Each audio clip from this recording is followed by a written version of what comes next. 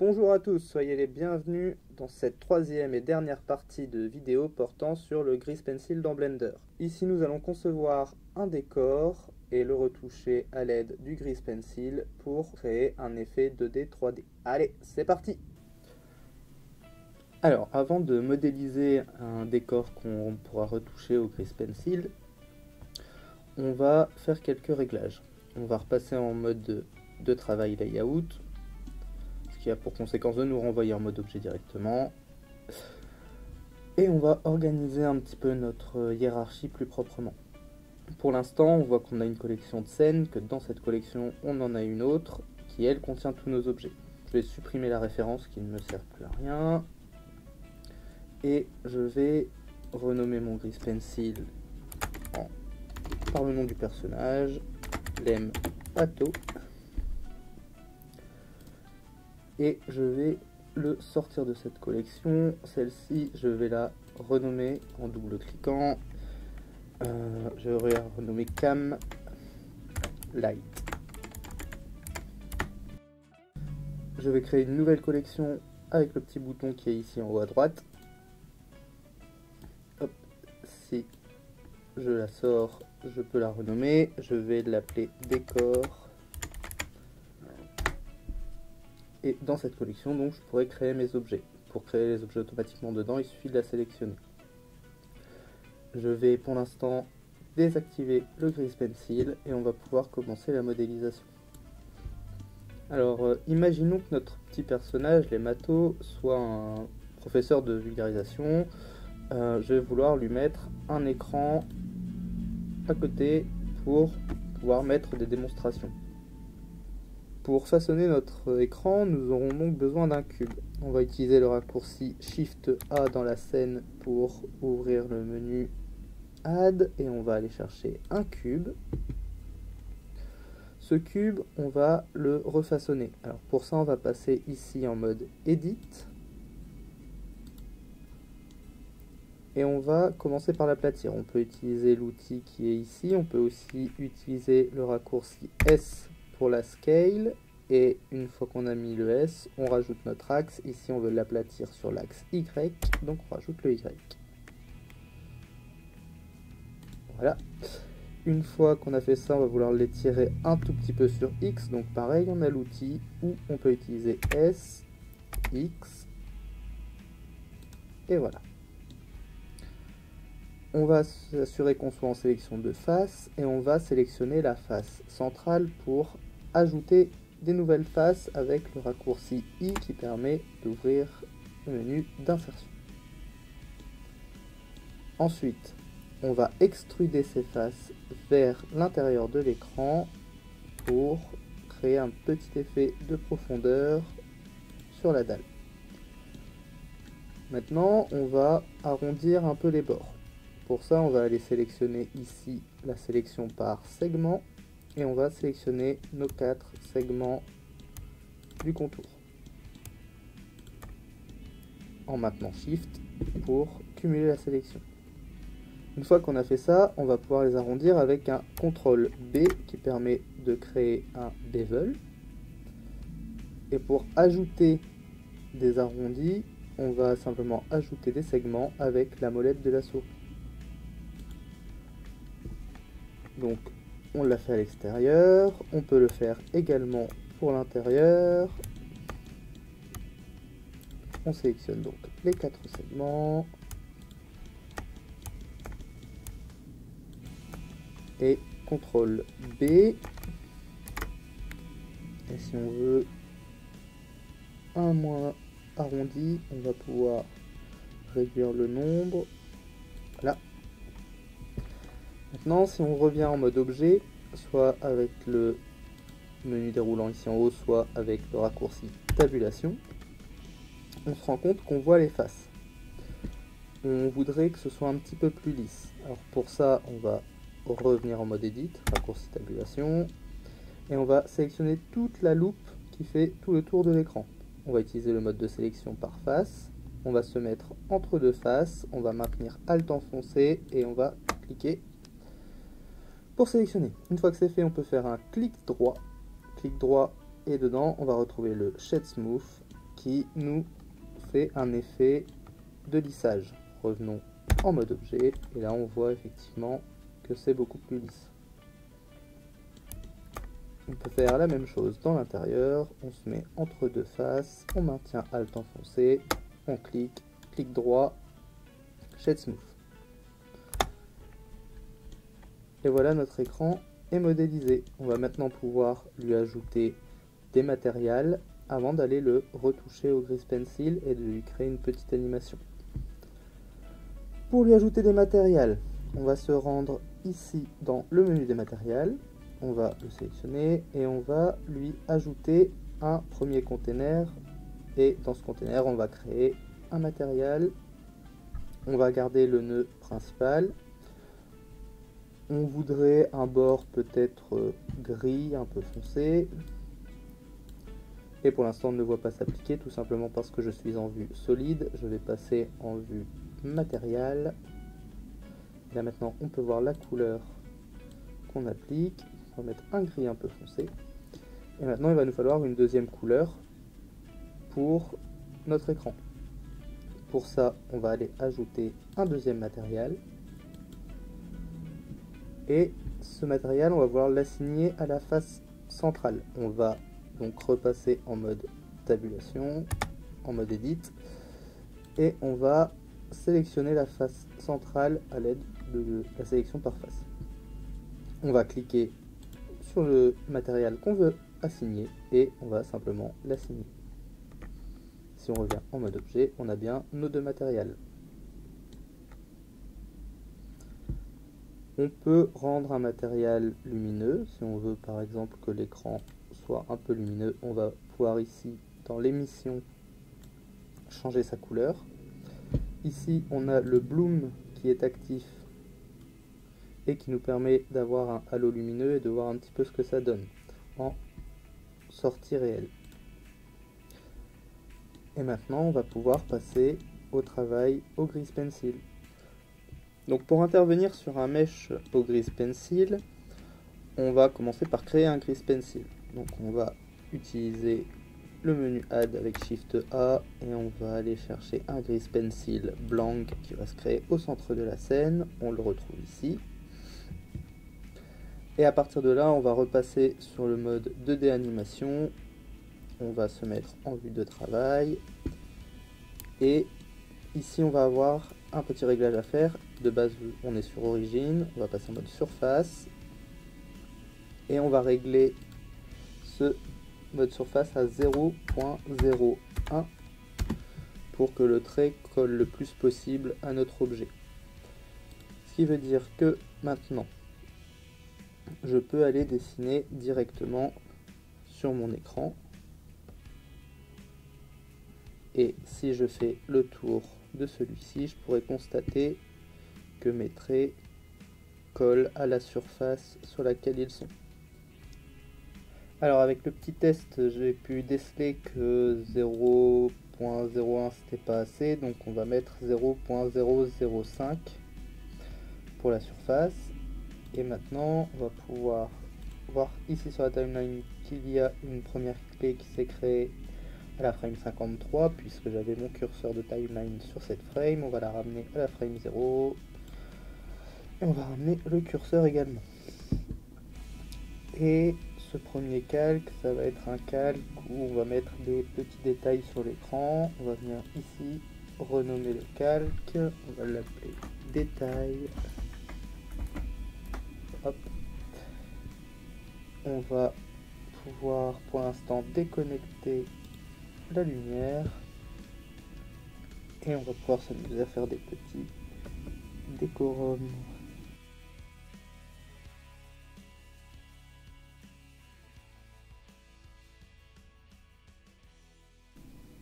Une fois que c'est fait, on va pouvoir s'amuser à faire un deuxième calque et on va imaginer qu'on simule la chute d'une balle.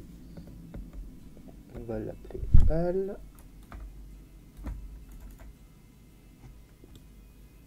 Alors pour faire notre balle, on va avoir besoin d'un matériel.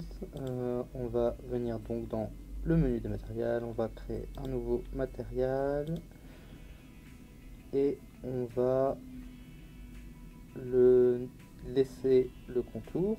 On va mettre également l'intérieur, et à l'intérieur on va mettre par exemple un rouge. Voilà. Maintenant on va revenir sur nos calques et on va pouvoir donc sur le calque utiliser l'outil de création de cercle, et on va pouvoir créer notre cercle en cliquant et en maintenant Shift pour garder des proportions correctes. Si on veut retoucher la dimension du radius de notre contour, on va pouvoir se rendre dans le menu Stroke et on va pouvoir gérer l'épaisseur du contour de notre cercle.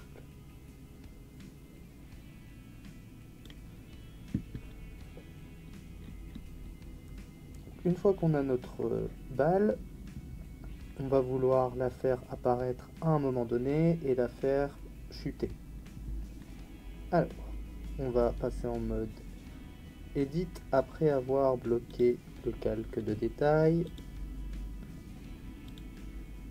Ici, on va pouvoir sélectionner l'intégralité de notre cercle avec A. On va pouvoir venir le déplacer. On veut qu'il n'apparaisse que quand notre personnage va se mettre à parler. Alors, pour ça, on va juste cacher temporairement nos anciens gestes pencil. On va faire apparaître notre personnage. Ici, on voit qu'il se met à parler à partir de la frame 48. Donc, on va faire apparaître notre balle à la frame 55. On va pouvoir recacher les matos et faire réapparaître le reste. Et ici, donc, on va pouvoir prendre notre clé de la balle et l'amener ici. Elle me paraît un peu grosse, je vais la réduire avec S pour rescale. Je vais la remonter un petit peu. L'idée va être de la faire apparaître de 0 et qu'elle grossisse sur l'écran avant de tomber. On va se replacer 5 frames plus tôt. Et en ce cas-là, on va peut-être la faire apparaître un petit peu plus tard. On va la placer à 65 frames. 60 frames. On va la faire apparaître en 10 frames. Et ici, on va faire Shift D pour dupliquer notre clé. On va la déposer ici.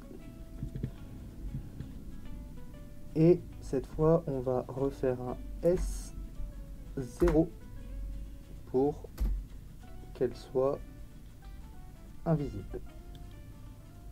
Et là, pour l'instant, on voit qu'elle n'apparaît qu'en passant de la frame 59 à la frame 60.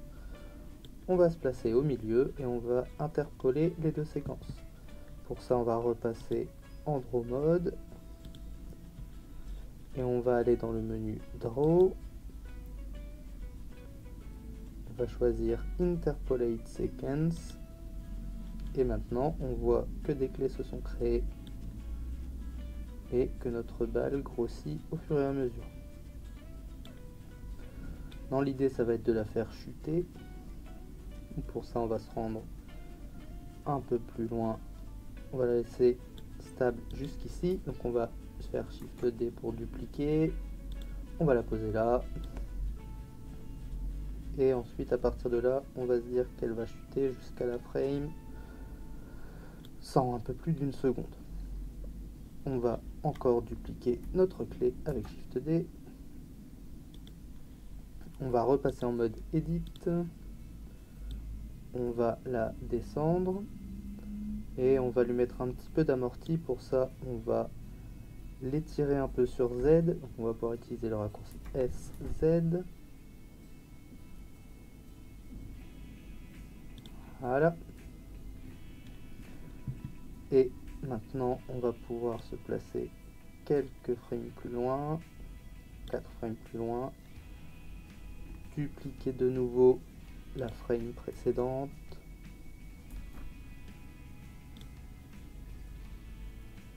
On va pouvoir la recaler et on va mettre un petit peu d'amorti dans la chute.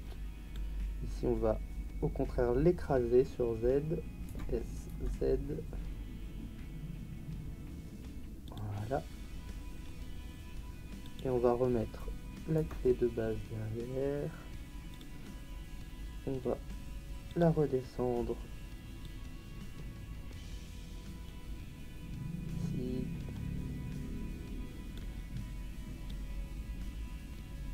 Et maintenant il va s'agir d'interpoler chacune des séquences. Si je sélectionne donc ces deux clés, que je me place au milieu, que je repasse en draw mode, interpolate sequence, et de même avec les suivantes.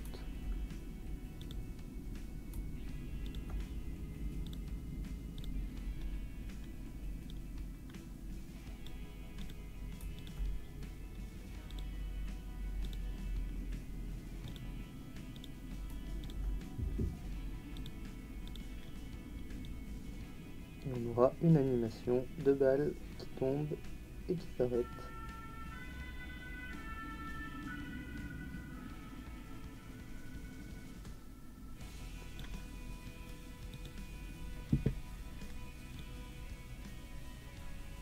Pour l'instant, la balle est toute noire quand on passe dans les vues où la lumière est importante. Si on veut, on désactive l'usage de la lumière.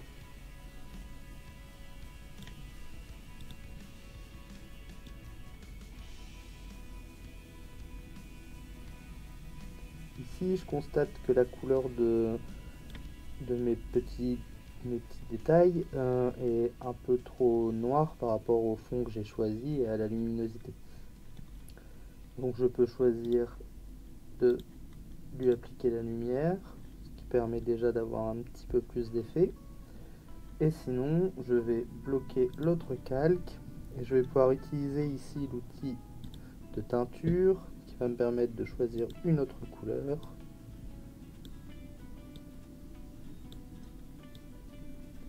Et de venir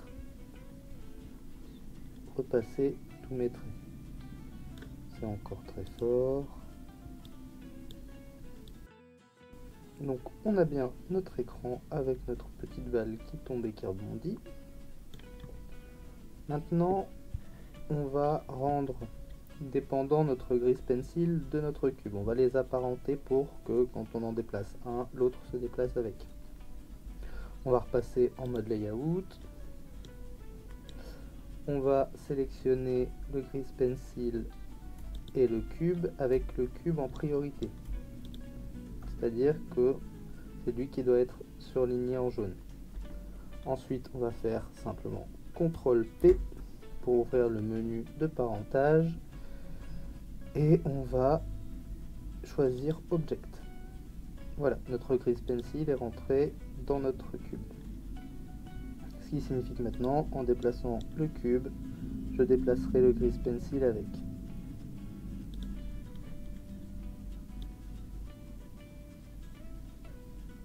On va pouvoir faire réapparaître notre personnage. On va se mettre en vue caméra pour déplacer un peu l'écran avec le raccourci 0 du pavé numérique. On va pouvoir le déplacer. Et pour être sûr que les matos soient toujours devant, on va le reculer un petit peu sur Y.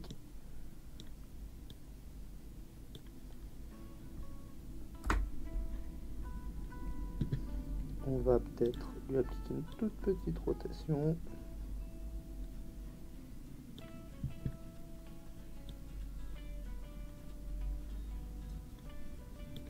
Voilà. On retrouve notre petit personnage qui fait son discours avec la petite animation qui se trouve à côté.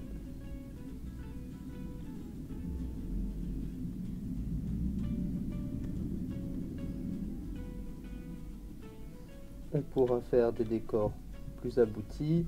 Le système fonctionne autant sur des cylindres que sur des cubes que sur n'importe quel type de mèche, modélisation, sculpting, etc.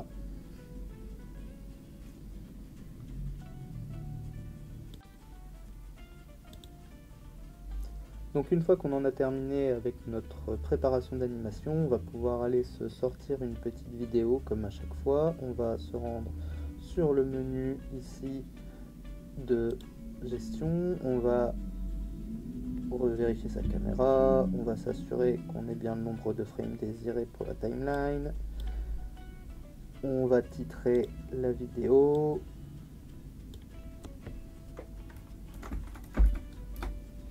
et on va pouvoir régler le format de vidéo pour lancer la compilation avec le raccourci CTRL F12.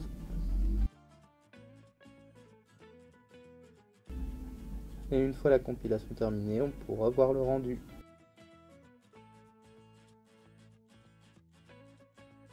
Une fois qu'on a modélisé notre décor et qu'on est intervenu au Grease Pencil, ça fait quelques objets, on va vouloir apporter encore quelques petites modifications sur nos matériaux pour créer un shader, un cel shading qui va avoir pour effet d'avoir des ombres et des lumières très tranchées et réglables.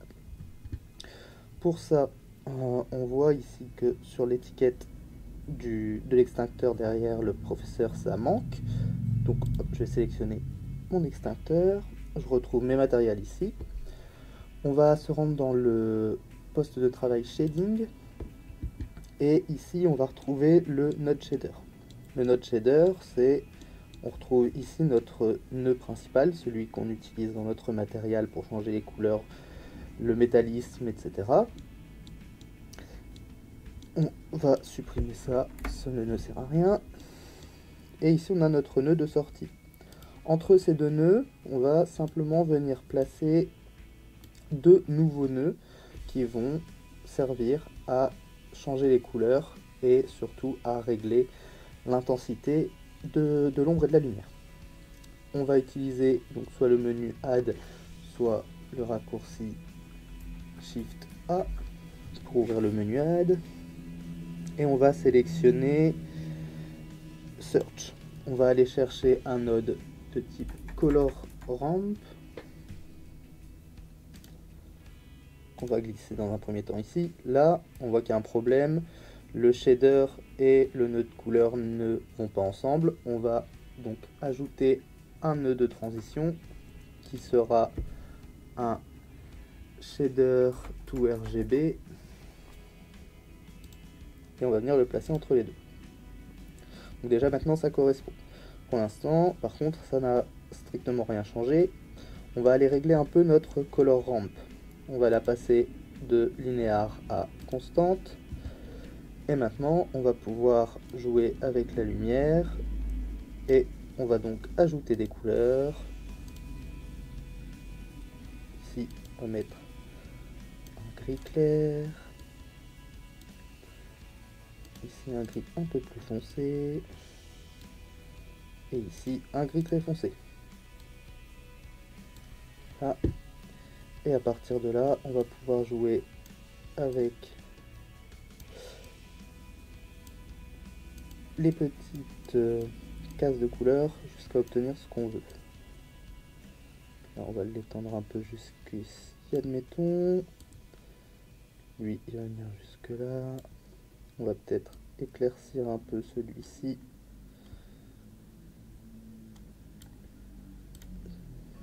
Très légèrement. Voilà. Et éclaircir également un peu le dernier. Voilà. Et maintenant on a un effet d'ombre et de lumière en cel shading. On répète l'opération pour tous les objets. Si on a une texture, comme ici le bois, on va aller chercher notre matériel correspondant, le matériel bois, et ici donc on retrouve notre color ramp, notre shader, et ici avant notre nœud principal on retrouve une texture bois. Pour créer un nœud de texture, il suffit de glisser une image dans cette partie de la fenêtre et il s'ajoutera automatiquement, il n'y aura plus qu'à relier ce dont on a besoin.